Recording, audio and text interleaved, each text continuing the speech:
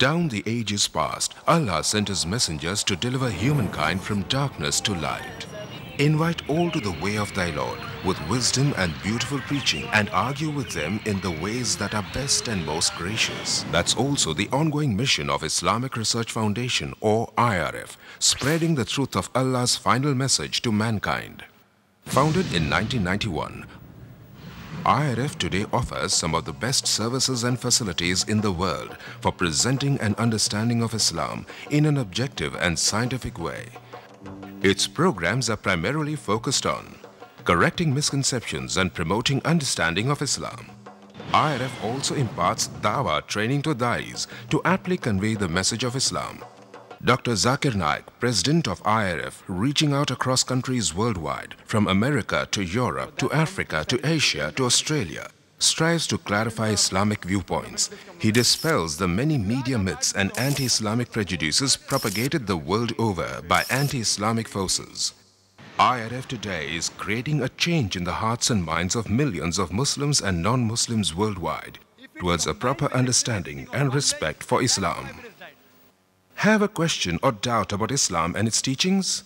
Now you know. One of the best resource centers to get convincing answers from is Islamic Research Foundation, 5658 Tandil Street, North Dongri, Mumbai 400009, India. Phone 2373-6875.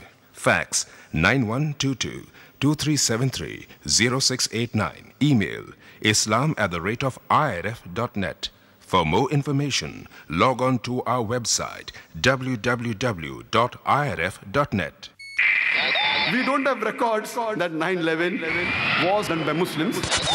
It is just a hypothesis. Muslims are being targeted.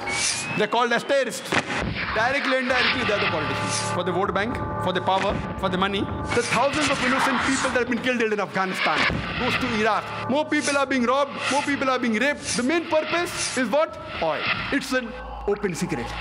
They have Buddhist terrorists, they have Hindu terrorists, they have Sikh terrorists, they have Jewish terrorists, we have Christian terrorists. Terrorism is not the monopoly of any religion. It is not.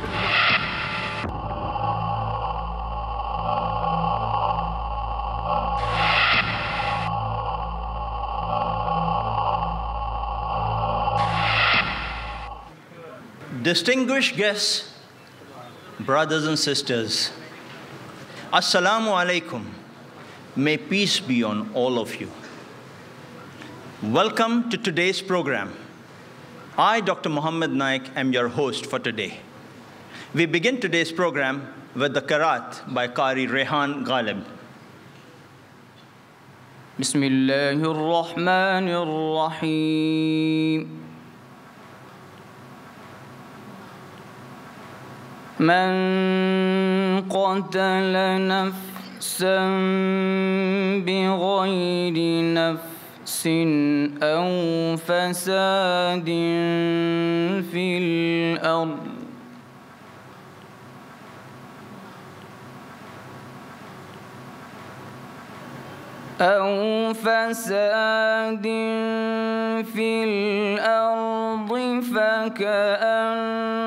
فكأنما قتل الناس جميعا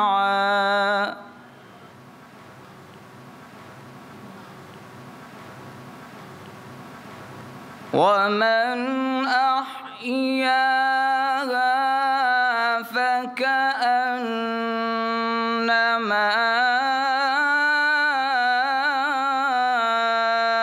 أحيا الناس جميعا صدق الله العظيم. The translation of the verse from the glorious Quran. Surah Al-Ma'idah, chapter 5, verse 32. If anyone kills a human being, unless it be for murder or for spreading corruption in the land, it would be as if he has killed the whole of mankind. And if anyone saved any human being, it would be as if he has saved the whole of mankind. We thank the many Muslim and non-Muslim senior police officers, advocates, and intellectuals who have urged Dr. Zakir Naik to speak on this topic of terrorism and Muslims in a sensible manner. We also thank Justice Hosbet Suresh to have consented to be our chief guest today. Our chief guest, Justice Hosbet Suresh, is a former judge of the Bombay High Court who retired in 1991. A prominent human rights activist, he personifies the right blend of simplicity and righteousness. He regularly writes articles in the law journals as well as leading magazines and newspapers of India. His recent book, Fundamental Rights as Human Rights, is remarkable. He has spoken at many international forums. He is well known for his report on the riots in Mumbai in 1992-93, entitled The People's Verdict. As member of the Citizens Tribunal on the Gujarat carnage against Muslims, his report, Crime Against Humanity, released in November 2002 in Ahmedabad, is notable and very widely acclaimed. His reports on excesses against Dalits in Mumbai, students in Kerala, Christians in Gujarat, and others, too, are quite notable. An apt chief guest to address our audience today. Brothers and sisters, let's welcome Justice Hosbet Suresh.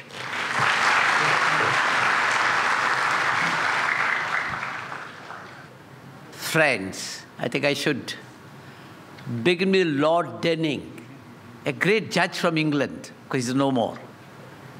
I'll just say what he said once. Judges do not speak as actors do to please. Judges do not speak as advocates do to persuade. Judges do not speak as historians do to relate the past. Judges speak to give judgments. I'm a retired judge, not a tired judge. I give no judgments, but I think I speak. And I believe in speaking. I speak against violation of human rights. I speak against wherever there is injustice, wherever there is violence. I speak against that. And I always expect the judges to come out and speak. If judges cannot speak against violation of human rights, injustice, who else can speak? It is the experience all over the world that every violence by the terrorists has only resulted in more violence by the state. It's a sort of vicious circle, and it can never bring about any lasting solution. In 1984, we had certain bomb blasts in Delhi and around Delhi. The Khalistanis, it was the Khalistanis movement. Khalistani movement was very, very active at that time. The Khalistanis were terrorists at that time. So what we did, how to control the terrorists? We brought TADA law. TADA, the most draconian law. TADA has been misused, as you all know. And what all things happened under TADA law? Large number of innocent people were arrested, tortured, kept inside. I remember Justice Ajit Singh Bains, a retired judge of the Punjab High Court, elderly man. And what he did in a public meeting, he was talking of the oppression that was going on in Punjab, elsewhere. And he said in a public meeting, someday we will be free from this. Now, the TADA law had the provision for disruptive activities. Nobody could have said anything about disruption of this country. Nobody could have spoken about cessation of any part of the country.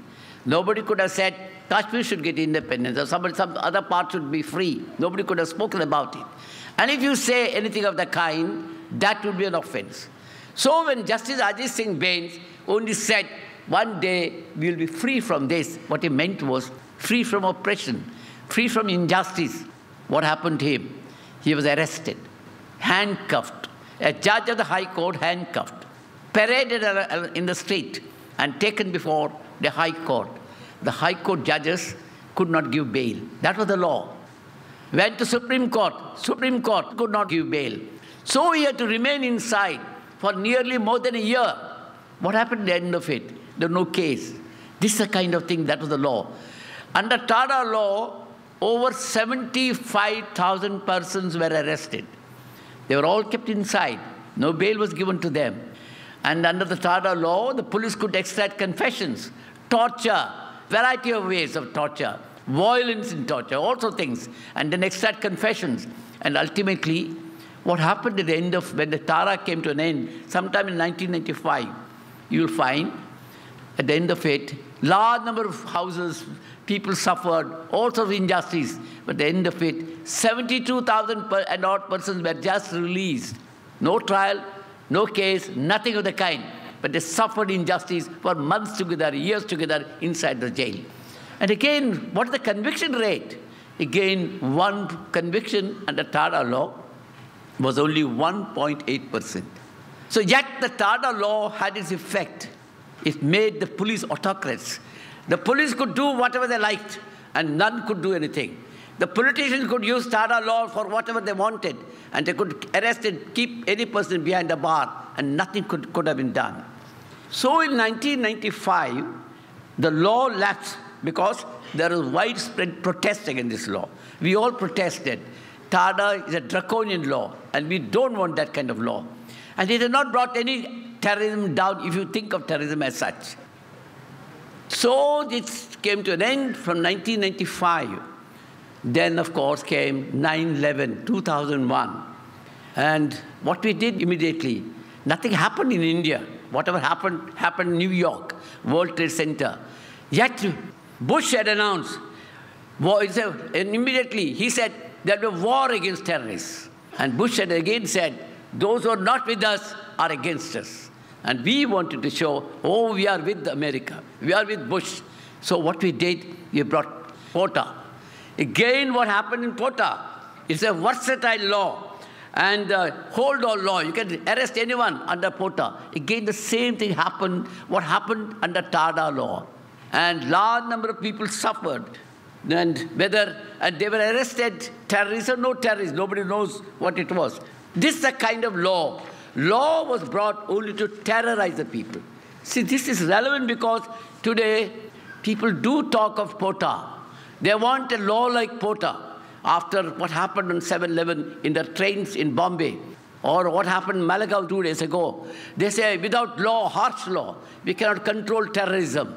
And I can tell you, harsh law had never been able to control terrorism anywhere in this country or anywhere in the world.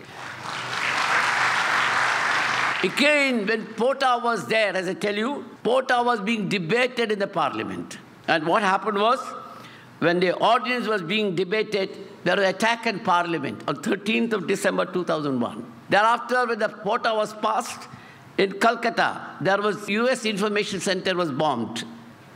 There came Akshardham Temple, sometime in 24 September 2002.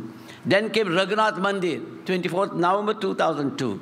Then we had in Ghatkopar, Mumbai, Mulund, on 2nd of December. And then, of course, Gate of India is a very bizarre, 25th of August 2003. So in spite of the law, whatever bomb blasts were continuing. And POTA had no effect on whatsoever. In the year 2002, according to a statement made by the Attorney General of India at that time, 4,038 terrorist-related violent incidents took place in Jammu and Kashmir. In spite of the army and other security personnel and the law, the number of terrorists killed on the spot in the year 2002 was 1,707, of which 508 were said to be foreigners. In Kashmir, the total number of people killed during the last about 17 years amounts to about 80,000. Thousands have simply disappeared. And this has happened in Punjab. Punjab also, when Khalistan movement was there, large number of people were disappeared. Nobody knows what happened to them. Till the other day, some years ago, they found the dead bodies, the skeletons on the side of the river Bias. I remember I'd gone there to conduct an inquiry. And what I noticed there was, I went around, talked to people, I went around, went to some houses. And in most of the houses, The elderly couple were there, and the younger children were there. The in-between generation was not there. Nobody knows what happened to them. They were taken to the police station in the midnight, and next day they would not come back. And after 8 days or 10 days, they would be found dead somewhere here or there. This is a kind of law. So, question is, violence is a continuous thing, killing and counter-killing. In Kashmir, in Manipur, I went to Manipur, again the same thing. In Chhattisgarh, in Telangana, in many places, killing has been routine. The other day, the Prime Minister suggested we should have counter-terrorist wardens. What does it mean, counter-terrorist wardens? Who should be counter-terrorist wardens? You and I? We take the role of counter-terrorist wardens. I don't know. The Prime Minister suggested that. What happened in Kashmir? We made an experiment some years ago. We had arrested a large number of Kashmiris. They were all rotting in the jail. They were confined to the jail. And what we did was, our government said, brainwash them. Told them, you go back. And go back and tell the people they should not fight like this. They should be afraid. They should change their attitude towards India. Do that. But they said, if we go, we will be attacked. So the government, what the government did, we'll give them guns. So the people who went back were given guns. And I remember during one of those elections, our People's PUDR, the Democratic Rights Organization, brought a report. And there was voting at that time which said gunpoint, voting with gunpoint. There was an army gunpoint from the militants. There was a gunpoint from the security force. There was a gunpoint from the military, from the other railway, other security officials. And there was a gunpoint by these people. Would that solve a problem? Violence against violence. Again, what we did in Chhattisgarh the other day. Chhattisgarh, there are Maoists are there, Naxalites are there. How to eliminate them? So we have started a brigade of tribals. Over 5,000 tribals were asked to join. And then they called it Salwa Junoon. And with the result, what happened was, all the tribals were killed, but the Naxalites are still there. This is the kind of thing that we are thinking. So what I'm trying to say is, not a single terrorist in this country has been tried or convicted. Nothing is of the kind. What we have done is only killing. In Bombay, for example, bomb blast took place in 93. Conviction, of course, still we don't know. Conviction, the real culprit, where are the real culprits, one doesn't know. Of course, people who have been rotting in jail for 13 years and so on. Tomorrow is supposed to be the D-Day, the Judgment Day. I don't know whether the judgment will come or not. This is the kind of thing. And again, you'll find in Akshardham, there was an attack. Again, who are the culprits? They were shot dead. In Parliament attack, who are the culprits? We don't know. We shot them dead. This is the kind of thing that we are doing. So we have only violence as in answer to violence. That is all this kind of thing. Even after 9/11, what did Bush do? He declared a war. War against whom? War against terrorists. War against Osama bin Laden. What did he do? He bombarded Afghanistan. He killed a large number of poor people. No one is sure whether Osama bin Laden was killed or not, but a large number of innocent people died. So also in Iraq, they said, okay, Taliban are in Iraq.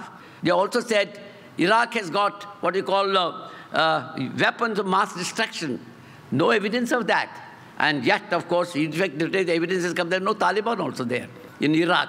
And yet, what he did was bombarded, war against Iraq. Large number of innocent people died.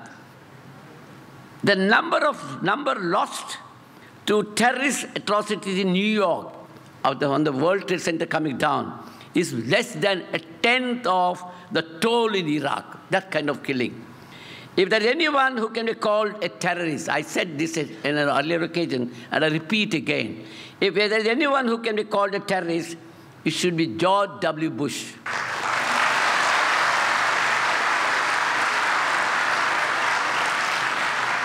He has declared a war, and it is not a war according to law. It is an unjust war, and not according to the international law. And everyone has a right to protest against that war. If anyone could protest, anyone could condemn that kind of war.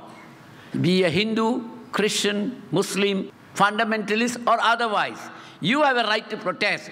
Just because we protest and condemn, we cannot be considered as terrorists. One of the most difficult problems is to define terrorism. See, we talk of terrorists. Where is the definition of terrorism? How do you define terrorism? Tada did not define terrorism. Porta did not define terrorism. Only terrorist acts were defined. And those acts could be even under the Indian Penal Code. They're not different. Murder, killing, dacoity, using guns, all are under the ordinary law. But you can, at the discretion of the police, they can use it as an act of terrorism under Tada law. If it could be broadly agreed that the deliberate killing of innocent civilians, you find this kind of definition in the dictionary, if it could be agreed that the deliberate killing of innocent civilians is a central element in most definitions of terrorism, then in that event, the worst terrorists of the last century should be the USA for bombings of Hiroshima and Nagasaki, where suffering of large number of innocent people has never been healed even after 6 decades. Just killed lakhs of people in these two places. So also, the worst violators of the 21st century as it began are the USA and Great Britain. There's not much difference between George W. Bush and Lakshari Taiba. Both believe in killing. Killing helps them. Killing keeps alive the tension in this region. That is what they want. That is their business. So the USA has a business of encouraging killing everywhere. It gives them a market. It gives them a market for supply of arms. So also Lakshari Taiba believe in killing. It gives them a market. So while both seek to wield power, one of course with the superior power of USA, and the other of course trying to build up his own other category of power. So it has become the global war. In this way, as again, terrorism becomes a permanent feature of these persons. In other words, the permanent feature of American policy is a global war. It will never come to an end. As long as the fear of terrorism is there, they're happy. As a result of this, what is happening in the rest of the world is that freedom and liberty gets curtailed. We are now gradually sliding into what is called a security society. Today, as you must have seen as we walked in, what happened to all of us? Everyone had to have a checkup. Because security, internal security. So we are going into a security society. Security is more important, not liberty. Your security. And then you must have read in the paper what is called Advanced Passenger Information System. You get into a plane in London. Within 15 minutes, your full history is sent to Bombay or whichever the destination. When you land there, the police are there. Police know your full history. You've gone to Dubai half a dozen times. Okay, that is enough. They could do anything they like. For example, what happened in Amsterdam, you all know, they saw some people behaving in the plane, people behaving in a very suspicious way. Their appearance, their dress, their speaking language, looking like Arabs, looking at watch frequently, bearded Muslims, and burqa-clad women. Okay, all these are suspicious character, this kind of thing. So security becomes more important. And this is a kind of policing that goes on. And as a result of that, we have all sorts of things that go on in this country, everywhere, because under security society, the police can do anything they like. Other day, you must have read that Antap Hill, somebody was found in a building which was supposed to have been neglected. Nobody was there. What happened was, the police suddenly found he was a Pakistani, they said. One doesn't know. They went and shot him, killed him. Nobody, no proof, nothing of the kind. So because in the name of security, the society accepted. Society did not protest. Who was killed? Nobody knows. So the police again believe in this guy because that helps them. They don't have to prove a case. They can detain anyone, keep him inside the police station, days together, without a charge, without anything, in the name of investigation. In fact, the other day, I went to the Minority Commission. What happened was, people are just being rounded up and taken to the police station. What is the law If you're taken to the police station, if you're a witness, of course, your statement has to be recorded, and then you have to go home. If you're not a witness, you are a suspect, then your name should be there somewhere. Your name should be in the FIR, or they should have advanced information. But they just can't take you to the police station and say, you are a suspect, you don't know anything about me, but you are a suspect. You keep me, you torture me inside. You keep me for days together. No station diary entry, no report. And one fine day, you handcuff that man with another unknown person who's supposed to come from Pakistan. And they say, you are connected with these two together. This is the kind of system. So in the name of security today, police can do whatever they like.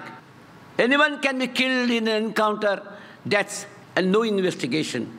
In the name of security, every movement of yours can be tracked. Your bank accounts, for example, your transactions, all come under the check. In the name of security, see, the other day the rule has come. In Bombay city, you can't sell or buy property. You can't rent out your house. You want to rent out, you have to go and inform the police officer. So the police have to be informed. So liberty is becoming a casualty. You are literally going to be enslaved. Soon, if this kind is encouraged, ultimately, you slowly, your rights are being taken away. Your liberty is being taken away. You are enslaved. This is a kind of thing. And I tell you, this is not something new. When TADA was introduced, also it was introduced for the sake of security. Even the Supreme Court, though it's a draconian law, unjust law, after Maneka Gandhi's case, nobody could have upheld that kind of law. Yet the Supreme Court upheld that law. Again, in the name of internal security. In the name of security, that's the main consideration. They upheld quota law, again in the name of security. They upheld Armed Forces Special Powers Act, which has done havoc in northeastern state, Manipur and so those places. Yet we upheld the law in the name of security. All our principles of the liberal society, justice, social, economic, everything, all those they have forgotten. This is a kind of approach. So therefore it is necessary, we must understand, this violence must come to an end. So what is the solution? Solution is not arms. Solution is not violence. Violence against me from the people or from the state. No. What is required is that why should there be so much violence in the society? Our approach should be why there is this kind of terrorism. What is the reason for that? That is the thing the government must understand. Not arms, not this kind of harsh law. I tell you, there is so much of injustice in the society. Go to any part of India, anywhere. So much of injustice. The rich and the powerful can get away with impunity. Nothing happens to them. America can invade any country, nothing happens to them internationally. Within India, the rich and powerful are not bothered. They don't go in for voting, but they get whatever they want. But the poor, what happens to the poor? The marginalized. Huge projects, for example. We have built huge projects. I got details of statistics if you want, I can give them. What happens to them? Narmada Dam is the simplest example. Came up. What happened to the people who are affected? Large number of tribals, what happened to them? They had lost their land, lost everything, yet nothing happened to them. What should they do? In Bombay, we have 40 lakhs or more people live in slums. What's the government doing? Government is demolishing them. Your right to housing, internationally recognized right to housing, right to shelter, part of Universal Declaration of Human Rights, international covenant, civil and political, economic, social, cultural rights. All this is forgotten. Supreme Court has said repeatedly in the past, Article 21, right to life includes everything that goes with human dignity. Your food, your clothing, your shelter, your health, your education. What are we doing today? Everything we are not bothering. The government thinks it is not his business. The government thinks it is not their job. They're slowly abdicating their responsibilities. In a situation like what should the people do? If you are thrown away from your house, you don't get justice in a court of law. What do? In Vidarbha, large number of people committing suicide. Repeated approaches, repeated appeals. Government is indifferent. Government is doing nothing. What should the people do? These are the questions. How do you answer? I remember once Arundhati Roy said, in a situation like this, where people get no justice, nothing happens to them. At that time, what happened to them is they refused to take this into account. I remember I went to Gujarat after the riots. Large number of young children have seen their mothers and sisters being raped and burnt. Nobody guided them. Nobody gave them education. Nobody gave them any psychiatric treatment or anything. The trauma was there. What should they do? Who gave them justice? Could the system give justice or not? I do not justify taking arms, but a government has a responsibility. The government must take it into account, because if you don't care for the victims will try to take care of things by themselves. And that is the point. And so what Arundhati Roy said was, when victims refuse to be victims, they are called terrorists. So you are all victims of the unjust thing that is going on in this country, in this society. Government must take a major role, not by bringing harsh law, not by creating counter-terrorist wardens, not by blaming a particular community or anything, not by doles, but taking care of human rights. Your right to food, your right to shelter, your right to education, right to health, right to a livelihood. If these things are taken care of, automatically there will be change in the society. I think that is the goal that I want to tell you. Thank you very much for giving me this chance. Thank you.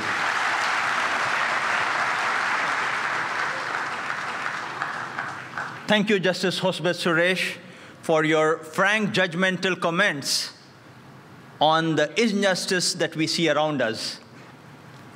Exposing reality before our audience is well appreciated by all present here. Once again in earnest, on behalf of the Islamic Research Foundation, I welcome each one of you present here at this interesting and serious talk. It would be followed by an open question and answer session in which you can ask Dr. Zakir Naik any question on the topic. As concerns about the causes and effects of terrorism rise, as distinguishing between war and peace, religion and politics gets difficult,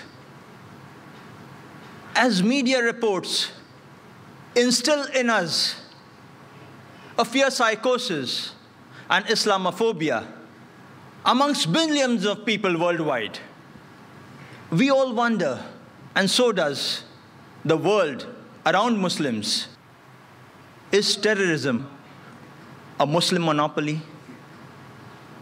Our speaker for today, Dr. Zakir Naik, is the president of the Islamic Research Foundation, Mumbai, and a medical doctor. An internationally acclaimed orator on Islam and comparative religion, Dr. Zakir Naik has delivered more than 1,000 public talks worldwide in the last 10 years. He appears regularly on many international TV channels in over 150 countries. Brothers and sisters, addressing the notion, is terrorism a Muslim monopoly? All yours, Dr. Zakir Naik.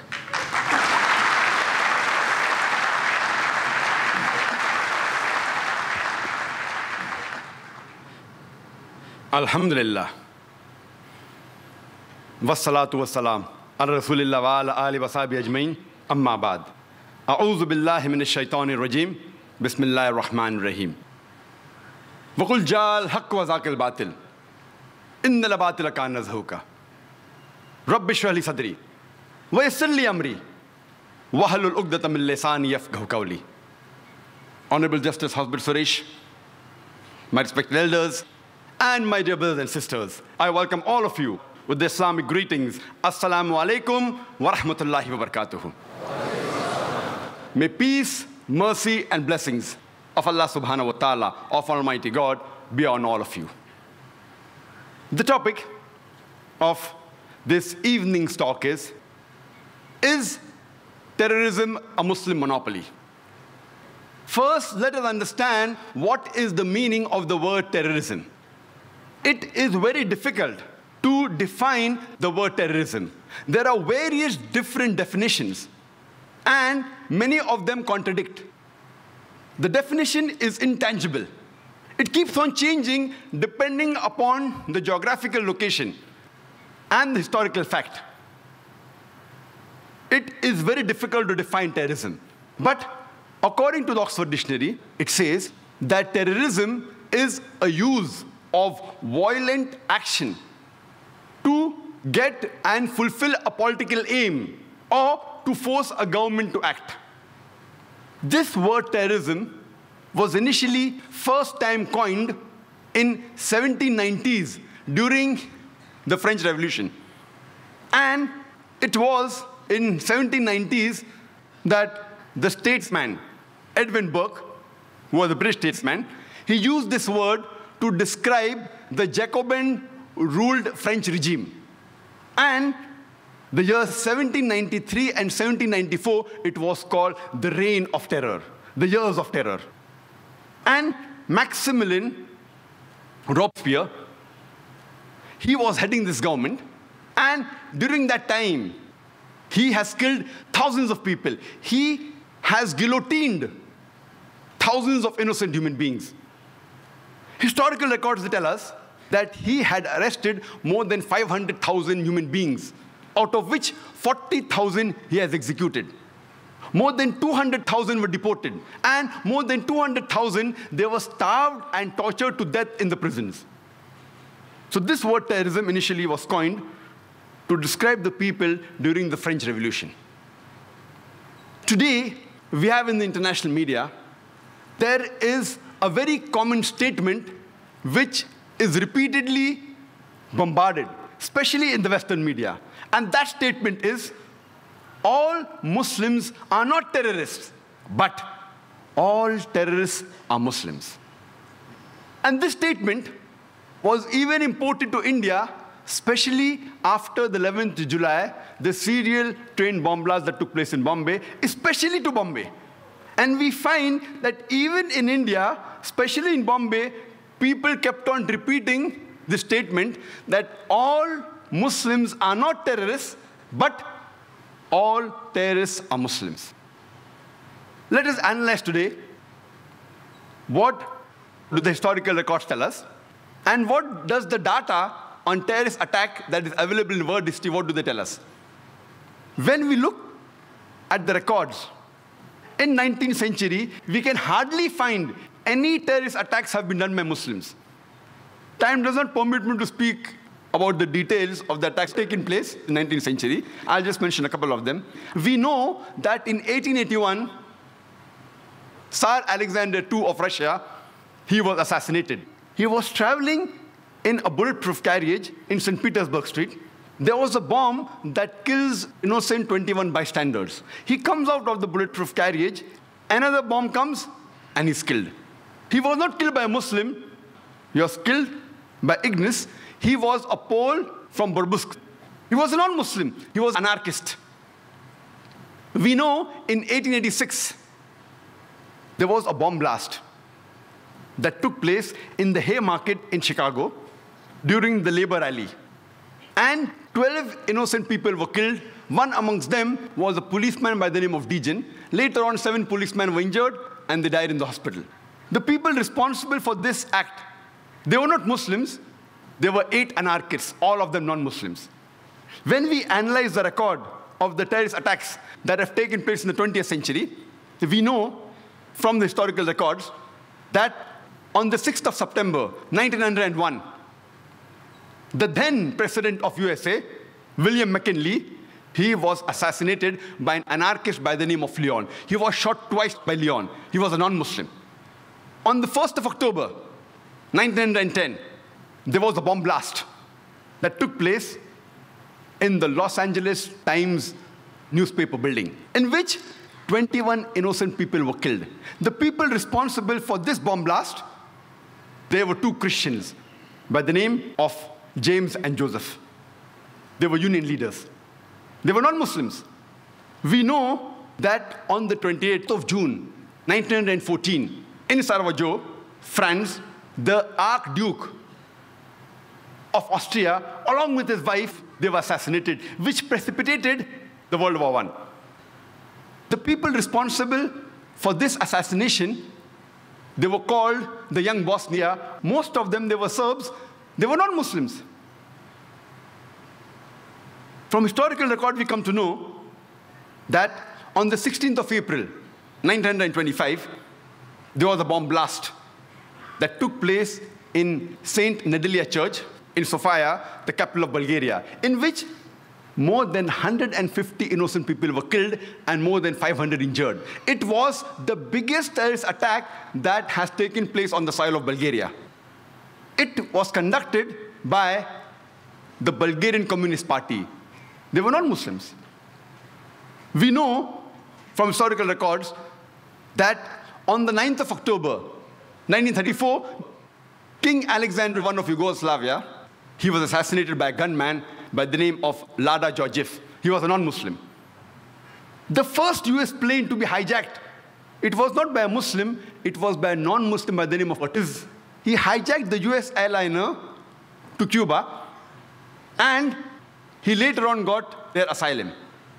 When we go to the records of terrorist attacks done, we come to know that in the year 1968, the ambassador to Guatemala, he was assassinated by a non-Muslim.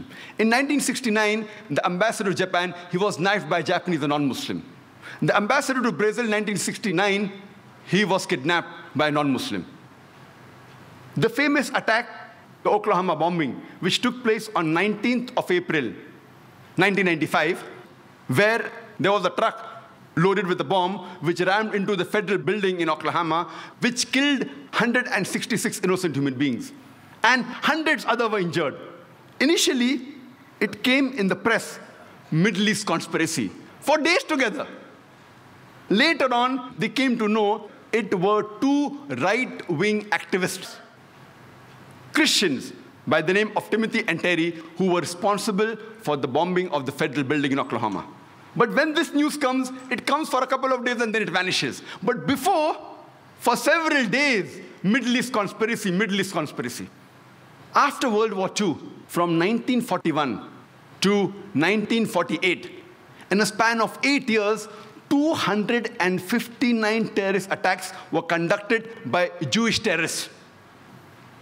By many organizations, Ignun, Stern Gang, Haganah, and we know of the famous bombing of King David Hotel, which took place on the 22nd of July, 1946. They were conducted by Ignun, under the leadership of Menachem Begin, in which 91 innocent people were killed, out of which 28 were British, 41 were Arabs, 17 Jews, and 5 others. The Ignun group, they dressed up as Arabs to show as though Muslims did the bombing. And the person responsible was Menachem Begin. And it was the biggest terrorist attack against the history of British Mandate, in which 91 people were killed. And at that time, Menachem Begin, he was called as terrorist number 1 by the British government. Later on, after a few years, he becomes the Prime Minister of Israel. And later on, after a few years, he gets the Nobel Prize for Peace. Imagine, a person who has killed hundreds and thousands of innocent human beings becomes the Prime Minister of Israel and later on gets the Nobel Prize for Peace.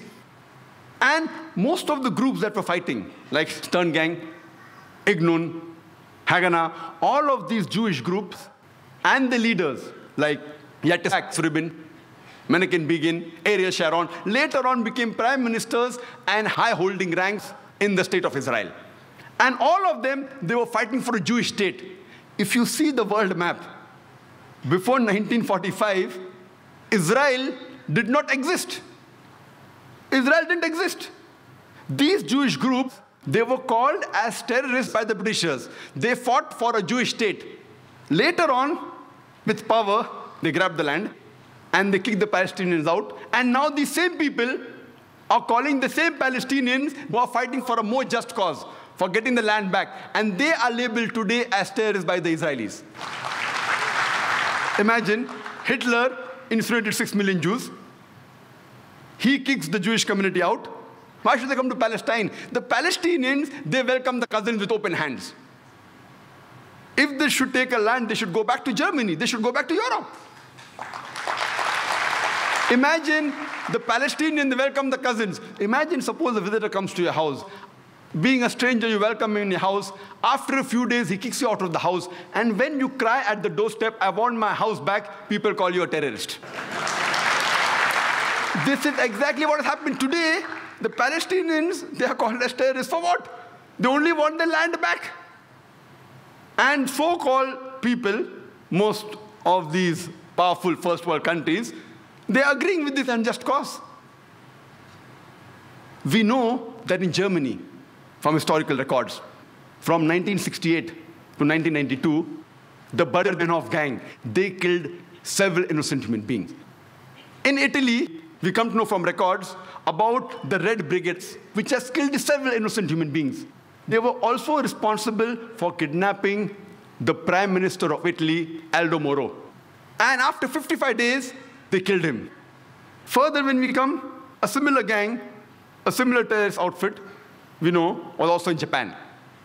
The Japanese Red Army. There was Buddhist cult. Om Shirito, the Buddhist cult. And they tried to kill thousands of people in the Tokyo subway by the nerve gas. But unfortunately, they weren't very successful. They were only able to kill 12 people, but more than 5,700 innocent human beings, they were injured and wounded because of this nerve gas. They were Buddhists. In UK, for about 100 years, the IRA, Irish Republican Army, they are conducting attacks against UK. They are Catholics, but they are never called as Catholic terrorists, they are called as IRA. And we know they have conducted several terrorist attacks. Only in 1972, 3 bomb blasts were done. In the first one, 7 people were killed. In the second one, 11 were killed. And third one, 9 were killed. In 1974, they did 2 bomb blasts. In the Guildford pub, they killed 5 innocent people and injured 44 people. In the Birmingham pub, 21 innocent people were killed by the bomb blast and 182 were injured. Time doesn't permit me to speak about all the activities they did. I'm just mentioning a few, just at random. In 1996, they did a bomb blast in London where 2 people were killed and more than 100 were injured. Further, in 1996, a bomb blast was done in the shopping area of Manchester where 206 people were injured. In 1998, Bambridge bomb blast, where 500 pounds of bomb was loaded in a car, in which 35 innocent people were injured. In the same year, we know from records about the Omak bomb blast, where a 500-pound of bomb was put in a car, and 29 innocent people were killed, and 330 were injured.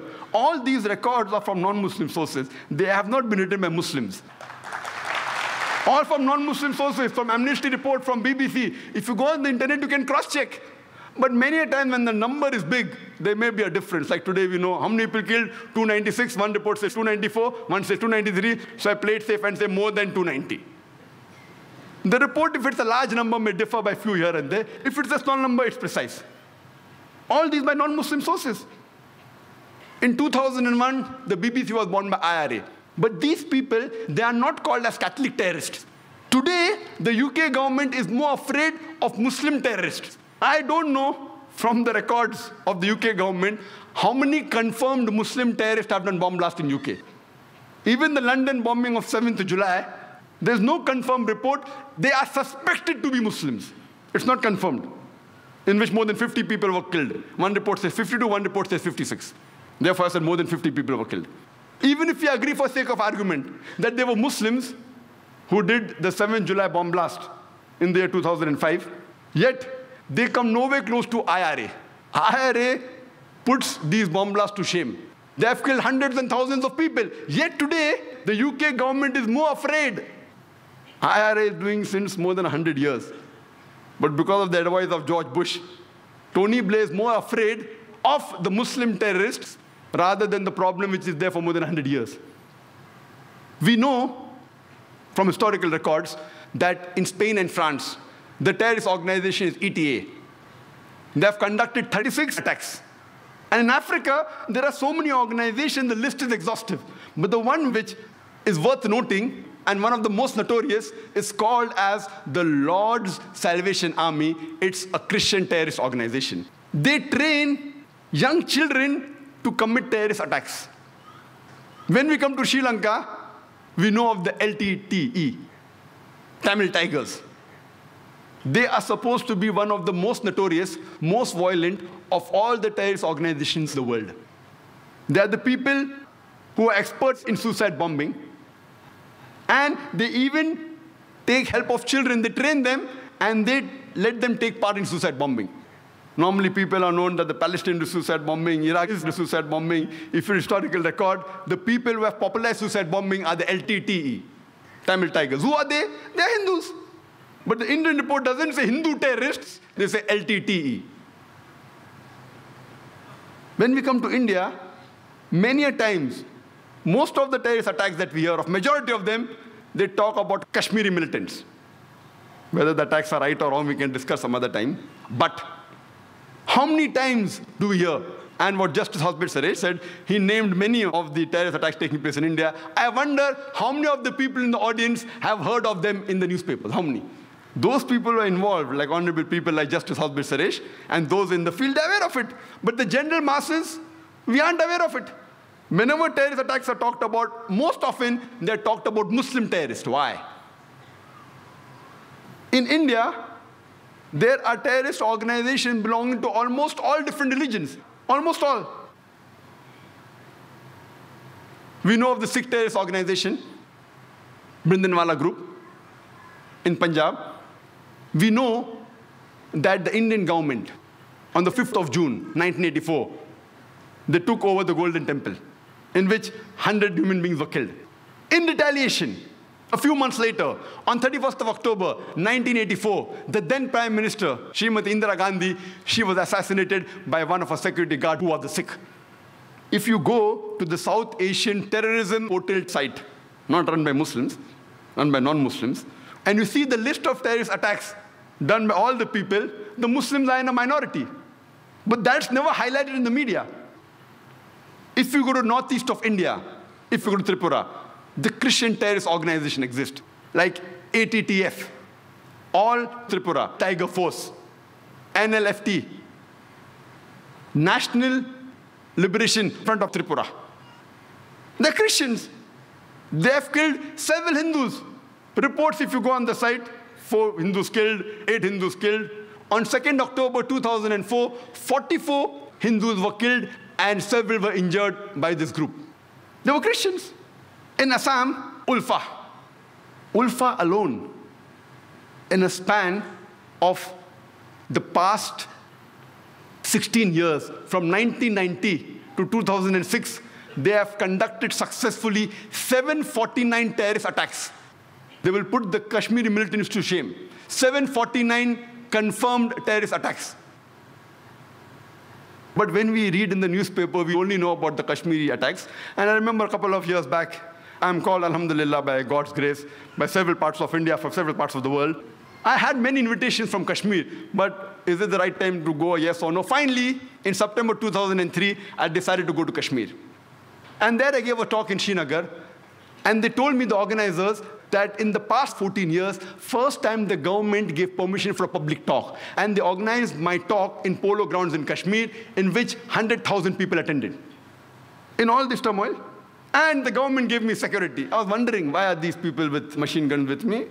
I went on to the various sites, Gulmarg, Pahalgam, gave talks, etc. Fine, I didn't think it was required. Later on, I happened to go to Assam to give talks. And the moment I land on the airport, I find security guards around me. I said, why? And there, I thanked God, alhamdulillah. If they would not have been there, I wouldn't have come back here. I did not know. I did not know that so many terrorists are there in Assam. The Ulfa are trained only to target the Muslims. They are Hindus. How many times does the press, the media report about them? Because it's not tantalizing. These reports may come in the news brief. It does appear. News briefs, how many people note it? Never in the headlines. In news briefs. Amongst the organizations, terrorist organizations, the Naxalites. We know of the Maoists. The Maoists are communist. #1 terrorist attacks that have been done in India, maximum are by the Maoists. Only in Nepal, in the past 7 years, they have conducted 99 terrorist attacks. And out of the 600 districts in India, according to the Indian government, according to the site on terrorism, they say that they are present in 150 districts of India.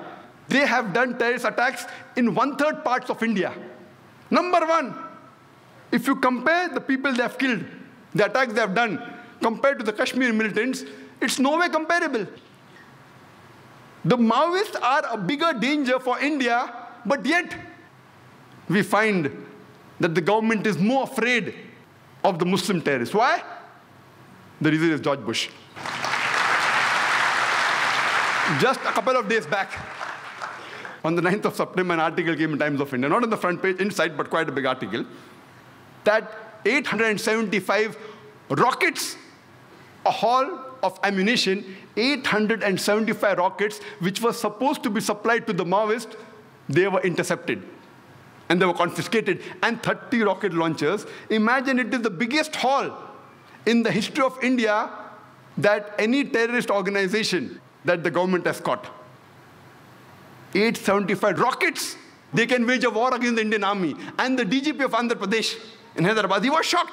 He said that with these rocket launchers, they can attack any police station, any tanks of the Indian government from a distance of 600 meters. From more than half a kilometer away, they can attack the Indian tanks, the Indian police station, and you can't do anything. Rocket launchers. Yet we see people are more afraid of people who have a beard, people who are wearing a cap, people who have trousers above the ankle. Are they more dangerous than the rocket launchers? Why? Why are they targeting the Muslims particularly? It's a question. It is a ploy of the Western media, the media controlled by the politicians. And when we analyze, we can surely say, without any doubt, that terrorism is not a Muslim monopoly. Not only is it not a Muslim monopoly, it is not even a speciality of the Muslims. It is not even encouraged by Islam. It is prohibited in Islam. I, being a student of comparative religion, I cannot say that all the religions say that you should not kill innocent human beings. But I can surely say that most of the religions, the majority of the religions, if you read the scriptures, they say that you should not kill innocent human beings. And the leader of all these religions is Islam. Islam says, it's mentioned in the Quran, in Surah Ma'idah, chapter number 5, verse number 32. The ayat, the verse which was recited by the Qari, it says that if anyone, whether Muslim or non-Muslim, kills any other human being, whether Muslim or non-Muslim, it is as though he has killed the whole of humanity. I know of many religious scriptures which say that you should not kill innocent human beings. But Quran does not only say that, it says that if anyone kills any other human being, unless it be for murder or for creating corruption or for spreading mischief in the land, it is as though he has killed the whole of humanity. Quran goes a step further and says that if you kill any innocent human being, it is as though you have killed the whole of humanity. I don't know of any religious scripture which says that if you kill any innocent human being, it is as though you have killed the whole of humanity. And further, Quran goes on to say that if you save any single life, any single human being, it is as though you have saved the whole of humankind. Islam is derived from the Arabic word salam or salam, which means peace. It comes from the Arabic word silm, which means to submit your will to Almighty God. Islam, in short, means peace acquired by submitting your will to Almighty God. Islam condemns all forms of terrorism, all forms of acts which kill innocent human beings, irrespective whether it's 9/11, where the Twin Towers were attacked, or the 7th of July, where more than 50 innocent people were killed in London bomb blast. The New York Towers, more than 3,000 people were killed. In the London bomb blast, more than 50 were killed. Or whether it be the serial bomb blast in '93 of Bombay, where more than 250 people were killed, or the bomb blast that took place recently on the 11th of July, 2006, where more than 200 people were killed, are to be condemned. It is prohibited. You cannot justify killing of any innocent human being. Many Muslims, many a times, to appease the government, they put a full stop there. I never put a full stop here. I continue and say, we also have to condemn the thousands of Afghanis that have been killed in Afghanistan, the thousands of innocent people that have been killed in Iraq, the thousands of people that are killed in Gujarat, the thousands of people killed in Palestine, thousands of people killed in Lebanon. We can't put a full stop. Who are you afraid of? All sorts of terrorism in which innocent human beings are killed have to be condemned, whether done by Muslims or non-Muslims. We don't have records that 9/11 or 7 July or the recent serial bomb blast in the train confirmed records done by Muslims. It is just a hypothesis. But irrespective, after we come to know the truth, whether it's done by Muslim or non-Muslim, it is to be condemned. It is prohibited. We know that most of the religions, they don't preach that you should kill innocent human beings. Terrorism is not the monopoly of any religion. It is not. But when we analyze, we have terrorists that claim to profess certain religions. And when we analyze, they are from all types of religions. We have Christian terrorists, we have Catholic terrorists, we have Jewish terrorists, we have Hindu terrorists, we have Muslim terrorists, we have Buddhist terrorists, we have Sikh terrorists professing very different faiths. But most of the religions, they condemn the killing of innocent human beings. And when we do a survey, that though we know that religions don't encourage killing innocent human beings, when we do a survey and try and find out that the people that have killed the maximum innocent human beings, which religion do you profess? Number one, the human being that has killed the maximum innocent human beings. Who is he? Who is he? Hitler. He has incinerated 6 million Jews. And indirectly, if you count all the people killed in the World War II, 60 million people. Number one, was he a Muslim? He was a Christian. Joseph Stalin, called as Uncle Joe, he has estimated to have killed 20 million human beings. He has starved 14.5 million human beings to death. When we go to China, Mao Zedong, he has killed 14 to 20 million human beings. He was a non-Muslim. He was not a Muslim. We know from record that Mussolini, in Italy alone, has killed 400,000 human beings, innocent human beings. The person after whom the French Revolution is named, Maximilien Robespierre, he has starved and tortured to death more than 200,000 people and executed more than 40,000 people. Ashoka, we know, in one battle alone, in Kalinga battle, he has killed 100,000 people, more than 100,000 people. Was he a Muslim? He was a Hindu. We have our own black sheep also. Records tell us that Saddam Hussein is responsible for the death of a few 100,000 people. But the embargo put by George Bush on Iraq alone has killed 500,000 children in Iraq alone. 500,000 in one shot. Only on the embargo put by USA, UN on Iraq, 500,000 children have died. In Indonesia, Muhammad Suharto, even he is claimed to have killed 500,000 people, but it's nothing compared to Hitler, nothing compared to Uncle Joe, Joseph Stalin, nothing compared to Mao Zedong of China. Each individual will put all the Muslims together to shame. I'm not trying to say that the followers of this religion, they were practicing the religion, they were not religious. Otherwise, they wouldn't have ever killed innocent human beings. But yet we find in the international media, we find that Muslims are being targeted. Muslims are called as fundamentalists, as extremists. They're called as terrorists. What is the meaning of the word fundamentalist? Fundamentalist, by definition, means a person who follows the fundamentals of one particular subject. For example, if a person wants to be a good scientist, he should know, follow, and practice the fundamentals of science. Unless he's a fundamentalist in the field of science, he can't be a good scientist. For a person to be a good mathematician, he should know, follow, and practice the fundamentals of maths. Unless he's a fundamentalist in the field of maths, he can't be a good mathematician. You can't paint all fundamentals with the same brush, that all are good or all are bad. Depending in which field the person is a fundamentalist, you have to label him accordingly. If you have a fundamentalist robber whose profession is to rob, he's bad for the society.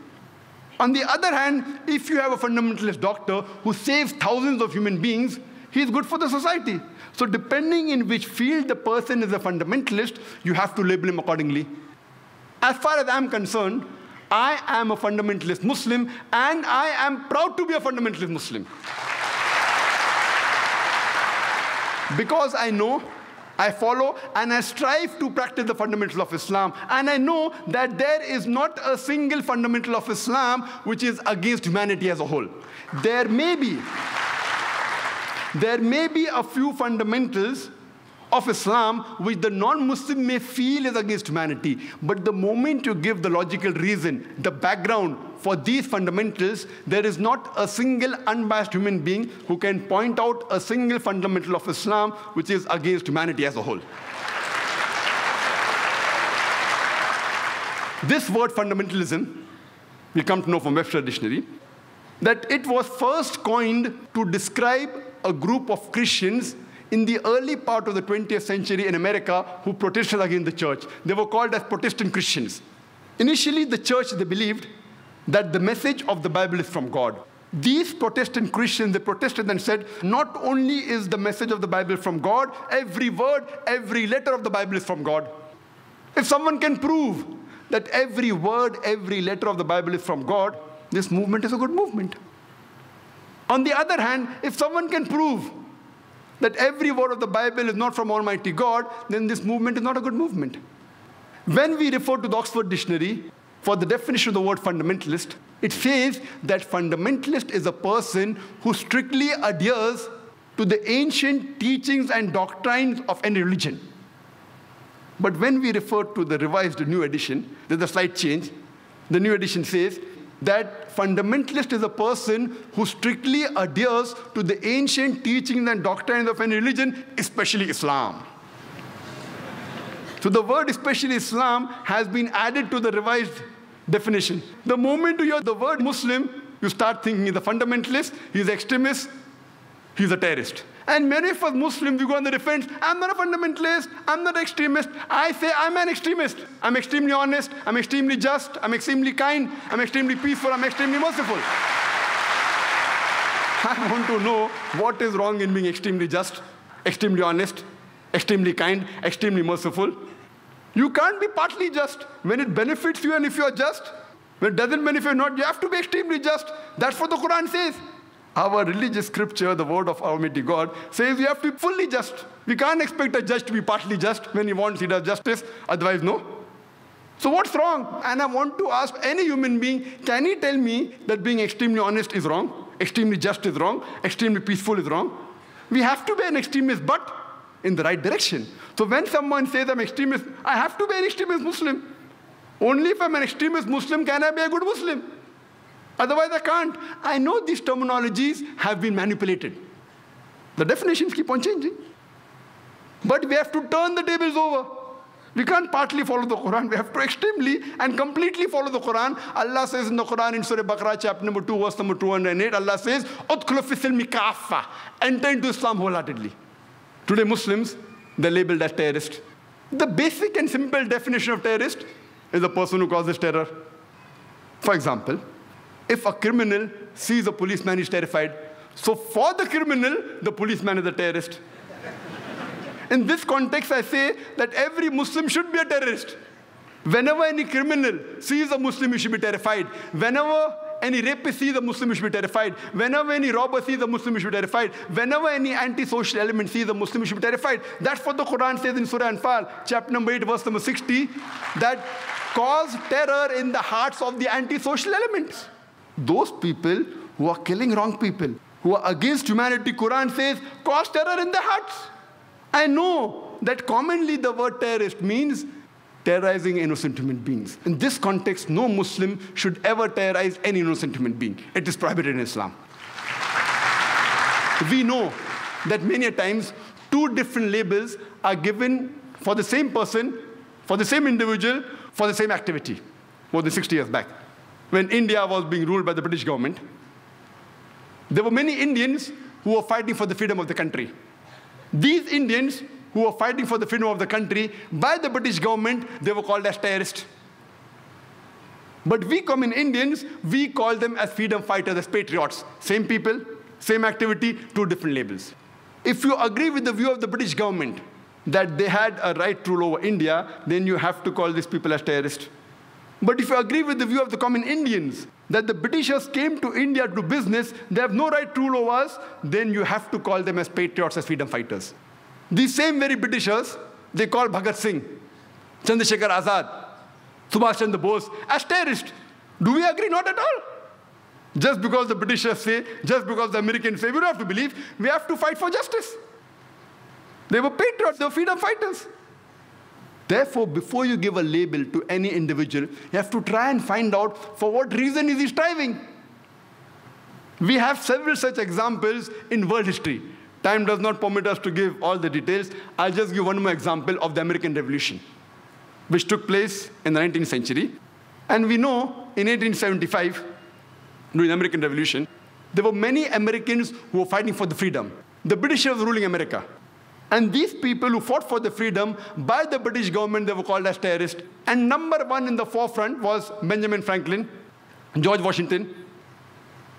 We know that these people, by the British government, they were called as terrorists number one.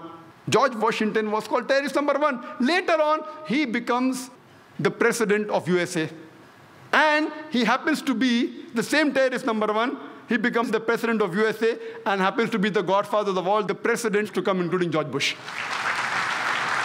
Imagine the same people who the Britishers called as terrorists. Now they're allies. They are the best friends.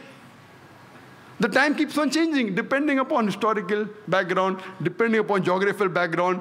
What we come to know, in short, whoever is in power, whatever label he gives, the label gets stuck. Whoever is in power. Today, America is supposed to be in power. They have the media with them. So who they call a terrorist, the label gets stuck. It gets stuck. I had gone to Australia in December 2001, just a couple of months after 9/11. And one of my first talks was in the city of Perth. I gave a talk on jihad and terrorism and Islamic perspective. The first question that was asked to me was by the American Consul General of Perth. And the first question he asked me, Dr. Naik, do you consider Osama bin Laden to be a terrorist? And I told him, as far as Osama bin Laden is concerned, I don't know. I haven't met him. I haven't interrogated him. He is neither my friend, neither is my enemy. I cannot give the answer based on the news reports of BBC and CNN. If you want the answer based on BBC and CNN, you have no option but to say he's a terrorist. But the Quran says in Surah Hujurat, chapter number 49, verse number 6, that whenever you get information, check it up before you pass it on to the second person. So therefore, as far as Osama bin Laden is concerned, I cannot say whether he's a terrorist or not. He's neither my friend, neither my enemy. I haven't integrated him. But what I can say very well, that we have got established proof very well from the same media controlled by them, from CNN, from BBC. We know that thousands of innocent Afghans have been killed in Afghanistan. Thousands of Iraqis have been killed in Iraq. Even if we agree, 9/11, they say, was done by Osama bin Laden. No proof. Hypothetical. When the Afghanistan government wants proof, George Bush gives it to Tony Blair. He gives it to Musharraf. And normally, even if we agree, for sake of argument, Osama bin Laden did it, for sake of argument. But does it justify in killing thousands of innocent people? Normally, on an international level, there's extradition policy that whenever any person who's a culprit in a country goes to another country, you can get him back. For example, India and UK have extradition policy. A few years back, one of the music director, Nadeem, according to Indian government, he was involved in murder. He goes and sits in UK. The Indian government has extradition policy with UK, but when they wanted him back, they said, prove it that he's a culprit. Many people from India went there.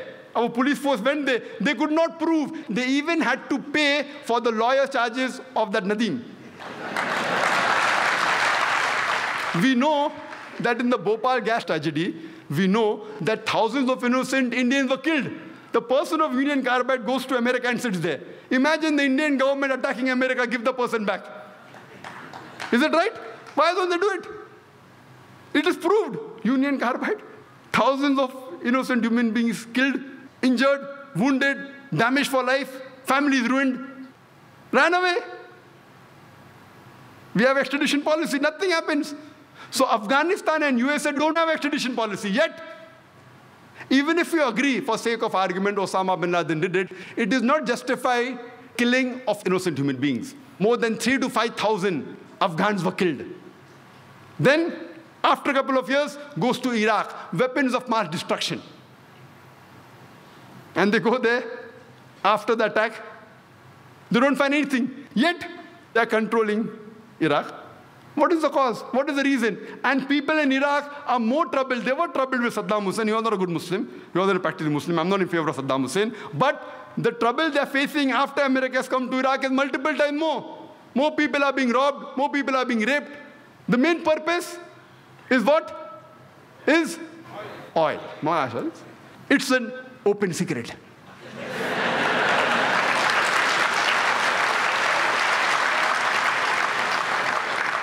So I told the American Consul General that time that according to me, #1 terrorist in the world is George Bush. And I'm a person who keeps on speaking very often.